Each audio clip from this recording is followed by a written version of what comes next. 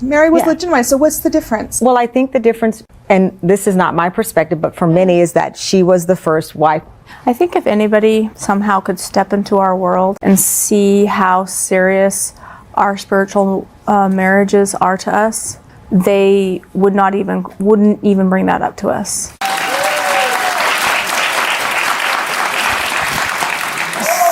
Welcome back to my channel. So, I recently dropped a video where I talked about something pretty surprising. Tamron Hall, in a sneak peek, revealed that she was basically cut off by the Sister Wives family after hosting their tell-alls for 4 seasons. She shared how hard that experience was for her. It was painful, especially because she had formed real bonds with the kids. And now, all 3 parts of that conversation have been uploaded to Tamron's YouTube channel, so definitely check them out if you haven't already. Honestly, watching them reunite was emotional. You could see how much Tamron still cared. She got visibly emotional talking about everything being let go, the way it was handled. And it felt like she still had some unresolved feelings, especially about how suddenly they just cut her off. She explained how they used to film for 2 to 3 days straight, from 6 a.m. to 7 p.m. And she did that over 4 seasons. So naturally, she got close to the family. One thing that really stood out was how she spoke about Meri. She said she'd always had a special place in her heart for her. And I know a lot of fans have mixed feelings about Meri. Some don't really vibe with her, while others absolutely love Christine or Janelle. But hearing Tamron speak about Meri with so much respect reminded me of something. A while back, I had a conversation with someone who had worked with Meri in a more casual setting. Not like as a coworker, but they had done some things together, and I asked them straight up, out of all the wives, who do they find the most real or easy to connect with? And without hesitation, they said Meri. They were actually surprised by how down-to-earth and honest she was. Like, she didn't hold back at all. She was super open about the struggles in her marriage, and they also mentioned they had a lot of respect for Janelle. But when it came to Kody and Robyn, not so much. I think it's tough for some viewers to reconcile that because Kody comes off as super bubbly and sweet on the show. But according to people who know them behind the scenes, that charm doesn't always carry over in real life. On the other hand, Meri sometimes comes off cold or standoffish on screen, but that might have more to do with the emotional and psychological stuff she was dealing with, being shunned, manipulated, and mistreated. Let's not forget, she was the legal wife who really went through it. Back to the interview, Tamron made it pretty clear she doesn't have warm feelings toward Kody or Robyn. And honestly, she didn't say much about Kody or Janelle either. It felt like she was indifferent to them. But when it came to Meri, she said, "I always had respect for her. I always wanted her back. I always wanted to talk to her." And then she just asked the question we've all been wondering, "Meri, what's your relationship like with Robyn now?" Tamron mentioned that during filming, she could sense the most tension between Meri and Robyn, not with the others. She noticed how Meri would glance over at Kody before answering certain questions, and Robyn would chime in with this weird "Machem," like she was approving the response.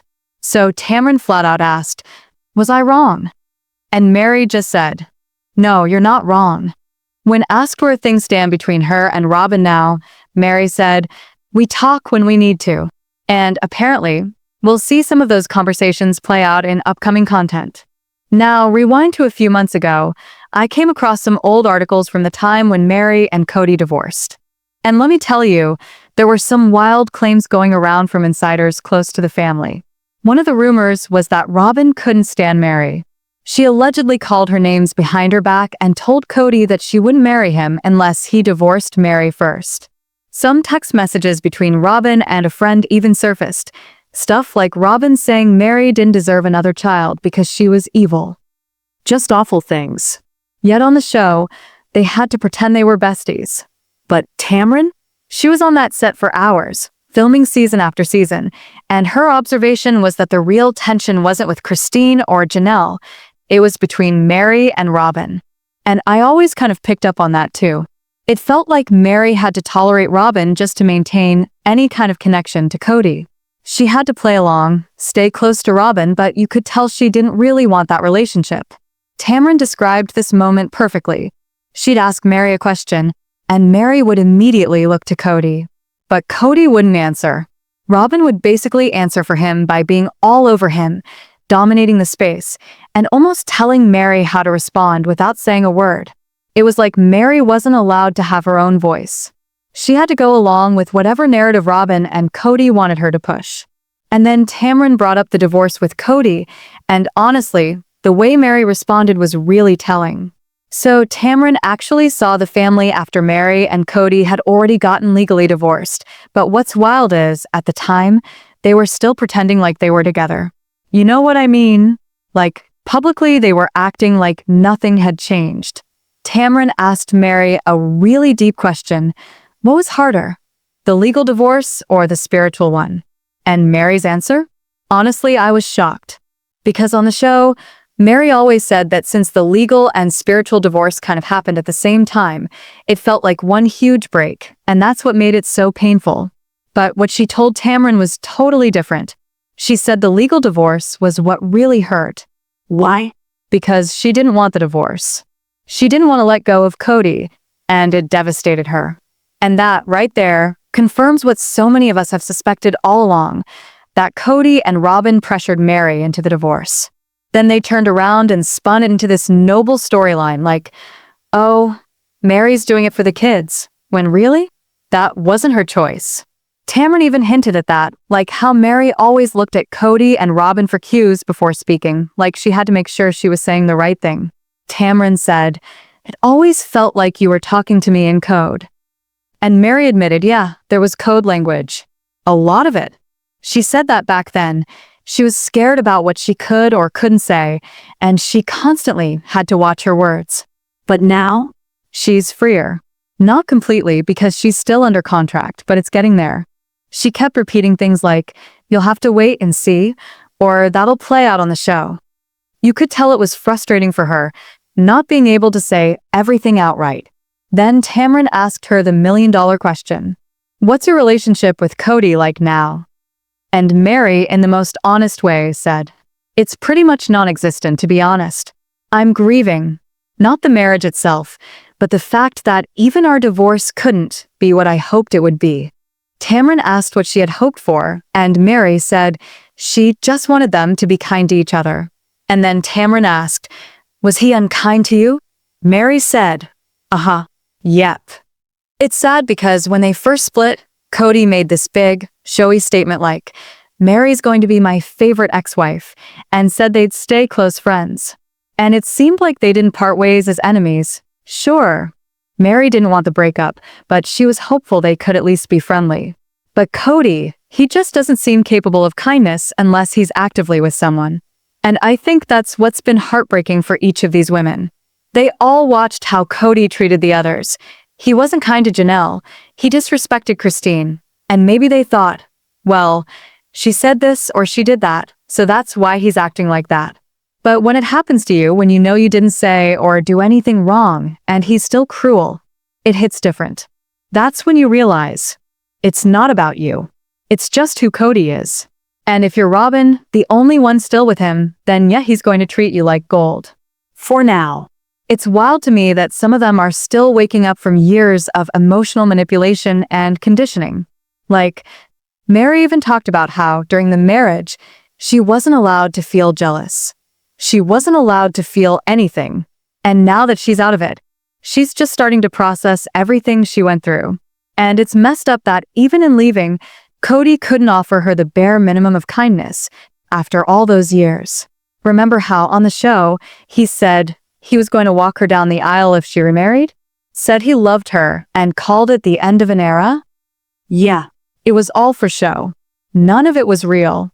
Another thing I found really interesting about this interview was how different Tamron's perspective felt. Like, most people who interview them haven't actually been around them. They haven't spent real time with the family, so they don't pick up on the little dynamics that happen off camera. But Tamron has. She tried hard to get Meri to open up, and I believe Meri would have said more if she wasn't still under contract. Like, she's more open when she's on her Friday night lives with Jen because there, she's not pushing a storyline. She's just being real. But during this interview, Meri even hinted that once her contracts are up, she'll be back to talk more. And I cannot wait for that day because I really think once they're free from these NDAs and TV deals, we're going to see a whole new side of them. The truth will finally come out. And it makes me so mad that these contracts are silencing them, just to avoid spoilers. It's frustrating. Tamron also said something that stood out to me. She picked up on the fact that some of the wives viewed Meri as less than. And it wasn't about personality or effort, it came down to kids. Since Meri only had one child, some of them felt like she didn't deserve as much financially. Even though she worked just as hard, they believed that having more kids meant they deserved more money and resources. Tamron asked, "Was it really like that? Did they treat you like you were less than?" And Meri, without hesitation, said yes.